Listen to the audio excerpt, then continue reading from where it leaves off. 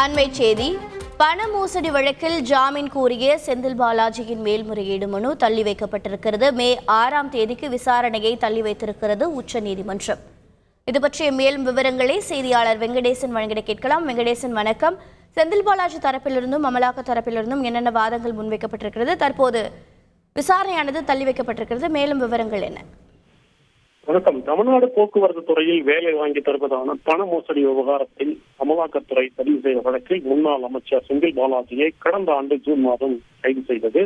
இந்த வழக்கில் செந்தில் பாலாஜியின் மேல்முறையீடு மனு குறிப்பாக அவருக்கு ஜாமீன் வழங்க வேண்டும் என வழக்கறிஞர் ராம்சங்கர் தாக்கல் செய்த மனுவை உச்சநீதிமன்ற நீதிபதிகள் அபய் எஸ் மோட்டா, உஜ்ஜல் பையன் ஆகியோர் அடங்கிய கடந்த அமர்வு கடந்த 1ஆம் தேதி விசாரித்தது. செந்தில் பாலாஜியின் மேல்முறையீடு மனுவை பரிசீலித்த உச்சநீதிமன்றம் அதற்கு ஏப்ரல் 29ஆம் தேதிக்குள் பதிலளிக்க வேண்டும் என்றும் அமலாக்கத்துறைக்கு உத்தரவிட்டு விசாரணை நீதிமன்றத்தில் நடைபெறும் விசாரணைக்கு இடைக்கால தடை விதிக்கவும் மறுத்துவிட்டது. இந்நிலையில் இந்த பண மோசடி வழக்கில் ஜாமீன் கோரும் செந்தில் பாலாஜியின் மேல்முறையீடு மனுவை தள்ளுபடி செய்ய வேண்டும் என தெரிவித்து உச்சநீதிமன்றத்தில் அமலாக்கத்துறை சார்பில் பதில் மனு தாக்கல் செய்யப்பட்டது. இன்று விசாரணைக்கு வந்தபோது அமலாக்கத்துறை சார்பில் சொலிசிட்டர் ஜெனரல் ஆஜராவதில் சில தொழில்நுட்ப கோளாறு உள்ளதால் எனவே பதில் மனு தாக்கல் செய்யப்பட்டுள்ளது. விசாரணையை வேறொரு நாளுக்கு தள்ளி வைக்க வேண்டும் என கோரப்பட்டது.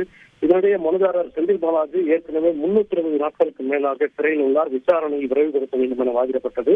இருதரப்பு வாதங்களையும் கேட்ட உச்சநீதிமன்றம் செந்தில் பாலாஜியின் மேல்முறையீடு மனு மீதான விசாரணையை மே 6ஆம் தேதிக்கு தள்ளி வைத்தது.